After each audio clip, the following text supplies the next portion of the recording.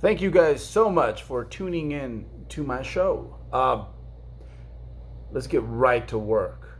So, one thing I forgot to mention with the Romanians is the fact that I'm doing them with a snatch grip.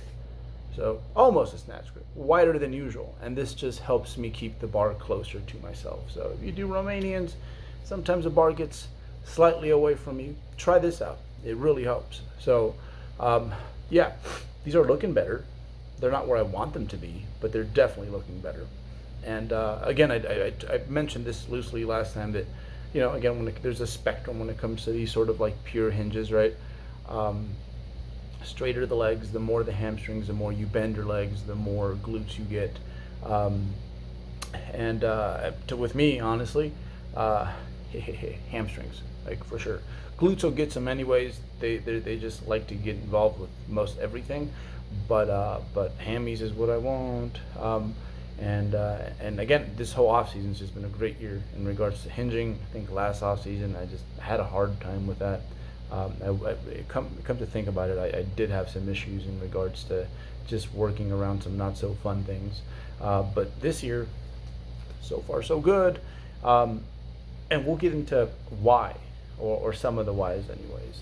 Um, but weight's going to stay the same on these until I feel like, okay, I can kind of pursue things a little bit more. But right now, I think I'm getting more and more stimulus just from the fact that the movement's getting better. So again, it could be the same set, same load, but if something slightly different is going on that the numbers don't necessarily capture, that's progress. And sometimes we forget that there's many ways to increase or or be able to demonstrate that you have improved, right? The stimulus is working, and at the same time provide your body, and also I guess provide your body better stimulus, and not just with like reps and load increases, but sometimes just making your form a bit better.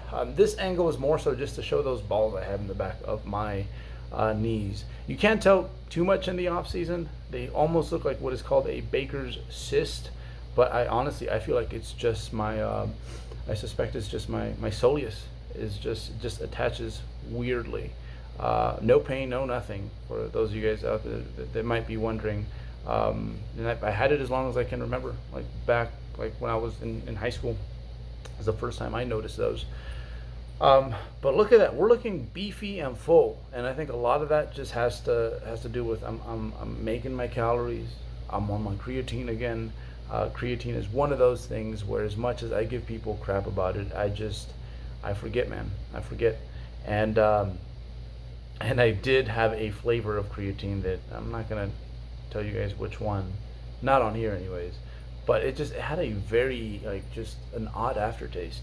So I went to the pills, and that's probably the most high maintenance extra thing I've done. But it's honestly kept me on top of my creatine game.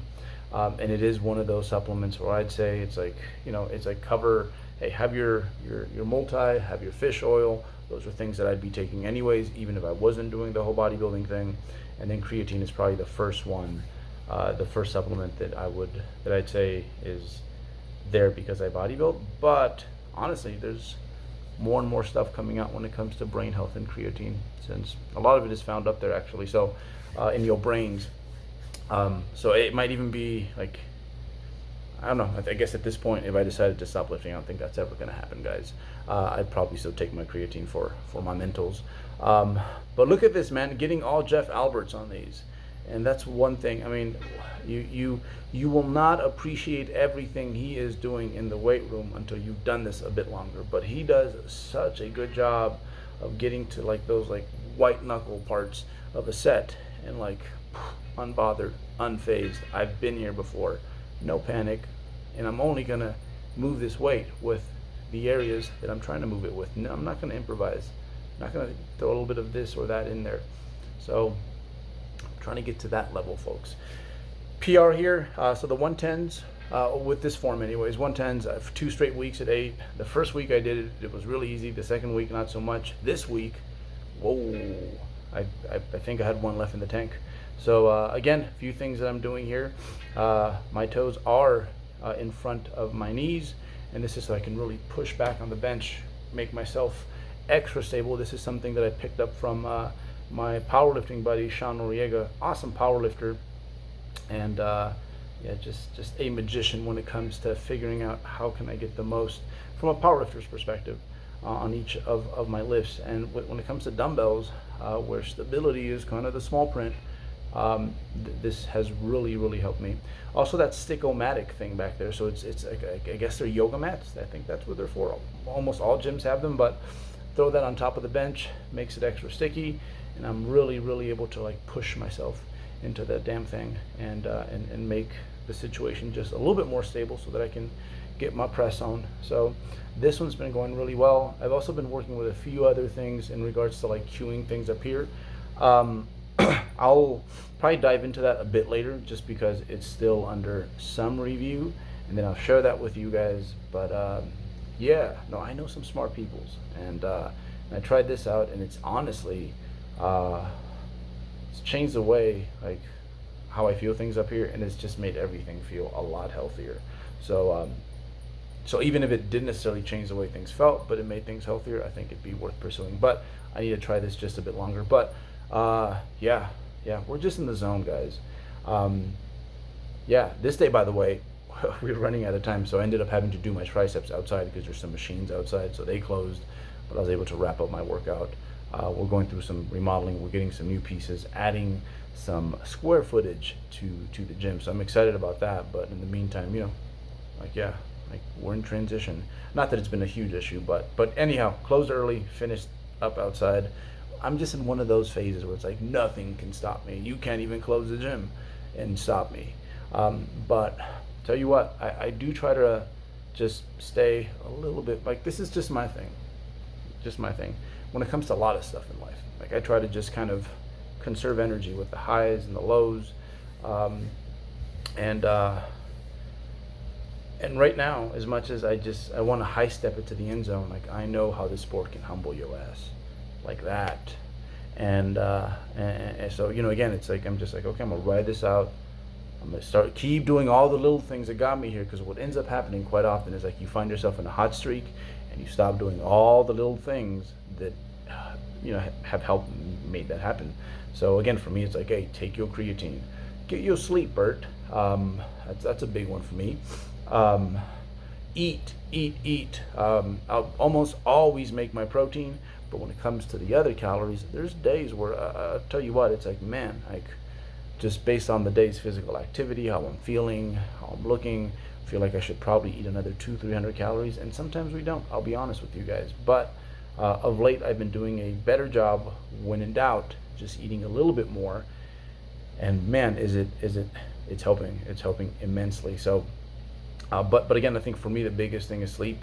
A lot of my private time, a lot of my leisure time comes at night, and what I should be doing is like, you know what, like probably just shutting it down, and sometimes including my sleep as part of like my leisure, my self-care time. You know, because as much as you know, I maybe want to catch up on how the sporting events for the day went, catch up on that book I've been reading. You know, just dabble into this hobby, dabble into that hobby. Sometimes I feel that, you know, if you get your sleep, you get your 8-9, which is what I need realistically at this point, especially when I'm training hard. I'm just much more efficient on the other side, and then I just end up having more free time. So I just become more effective, more fluid with my day, more productive, and I get it back on the other end, and I feel great. And then this thing takes off, and when this thing takes off, I feel everything is just so much better. So that's how it's been. We've been doing the little things that matter.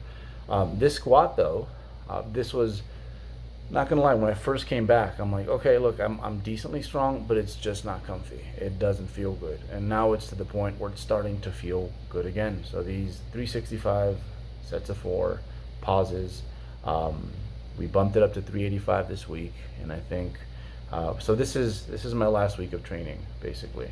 This is part of this week, actually. This was Monday. I'm gonna finish up this week, then I'm gonna take a week off, and I'm gonna come back, and I think I'll be able to start right around here, to be quite honest. And I assume by the end of that training block, we'll probably, I'd love to hit, and I'm gonna write it up for about 10 weeks, I think.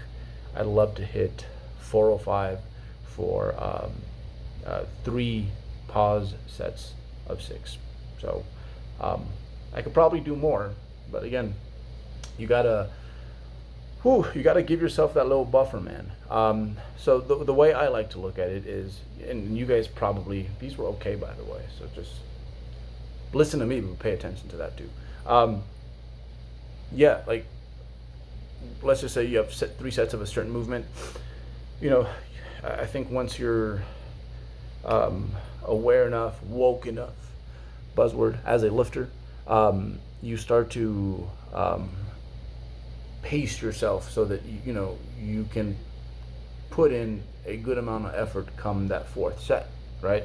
Very few people, I think, who tune in here, set 1 just blast themselves into next week. It's like it's like, okay, I got to pace it so that I could have a lot of good quality work rather than like a really good set and then just things falling apart as they go, right?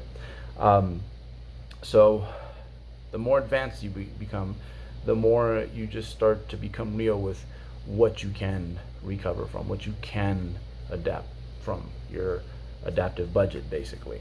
And again, like I try to think about where what I do on this day is going to affect the next day, or the next time I hit parts of these regions that we went over on that day.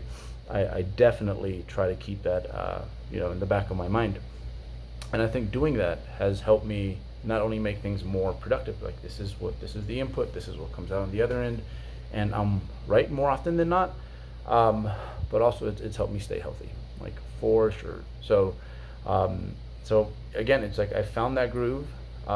Sometimes I wish I can press on the gas a little harder, but like I've been that dumbass that comes out running. It's like a marathon. He's like 6-minute mile. It's like that's not gonna last long. Well, for some people it will, but again, not the perfect example, but you want to pace yourself basically. So you look at a training block and basically you're like, okay, kind of you go through it backwards, and to an extent you want to pace yourself so that you can get the most amount of good work across the block and predict more or less where you're going to end up. And again, a lot of that takes, I think you have to cross the line a few times, like for sure. I do think there is something to like those broed out days that a lot of us had early on. I would never take those back because they taught me how to work hard, and maybe you do need that boot camp leg, right? But at the same time, you can't do that for too long either. Like at this point, if I do that, I'll probably get a good set, and the rest of the training session is just gonna spiral. And at this point, I can inflict fatigue upon myself that will leak into next week and maybe sometimes the week after on certain movements. So again, pacing it, man. The slow and steady thing isn't sexy, but eventually enough time goes by where you're kind of spinning your wheels and you're like, man, had I just paced it, like these last 5 months would have been way more productive. But yeah, I wanted to go for broke that first week, that first month, and now I'm basically worse off than where I was not too long ago. So yeah, and to be honest, where I learned a lot of that was like contest prepping, like just besides making you very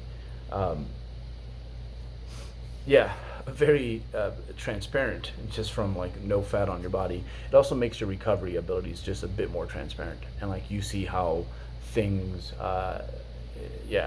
like that U-shape curve when it comes to like volume, right? It's like add more, okay, maybe we should not add more, and then you start seeing right, the negative trend. When you are dieting and you're lean, it's kind of like an upside down V at that point, and you can feel it, and it kind of resets things a little bit. And I've actually, like, things that I learned during my last prep in regards to what I can take, I've been applying them to this situation, not forgetting those lessons and staying there. And I think this will be the most productive off season that I've had since I've decided to do this competitive bodybuilding thing.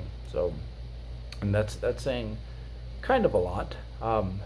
And at the same time, it's also saying a lot, not just because it's like, oh, like, that means we're going to see some good upgrades, Bert, but also because it just kind of goes to show you, yo, you're 21 of training, almost 38 years old, and we're getting better.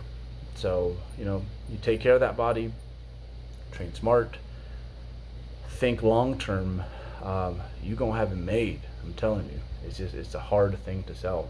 So anyhow, with that said, great momentum going, but nevertheless, gonna stay humble. Gonna take care of all the little things that I have been taking care of. Like, again, the sleep, the food, the giving myself mental breaks, the self care stuff, all that.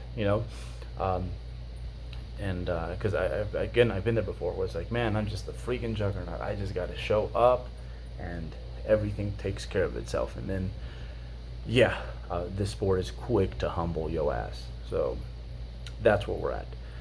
So anyhow, this is the last week in training. We're going pretty hard, and then come next week again, a full week off. Gonna make sure to stay on top of my proteins. I'm not gonna lower calories because, to be honest, what is my training session? It's probably, at the end of the day, like an extra, like, depending on the day, like 200 to 350 calories, and that is it. So yeah, I'm gonna eat a lot of good food, chill out, catch up on my sleep, take some naps, read the books I want to read, hang out with the people I want to hang out with, and yeah, it's gonna be a good one. It's gonna make me miss the gym. So again, that's one thing I have been doing. 2 weeks vacation, sometimes 3 weeks vacation every year, on top of deloads. Yes, sir. So anyhow, that is it. Leg extensions followed up by a myo reps, cluster sets, and no PRs on this thing, because sometimes when you do a good job on the big stuff, there's not too many leftovers here, which is not necessarily a bad thing. So anyhow, that is that. Hope you took something from this. Glad I was able to put something together. I thought I was not going to have anything for you guys, but again, thank you guys for showing up. Thank you guys for keeping me motivated. Hope you guys learned something. And again, suggestions, comments, keep them coming. I love hearing from you guys.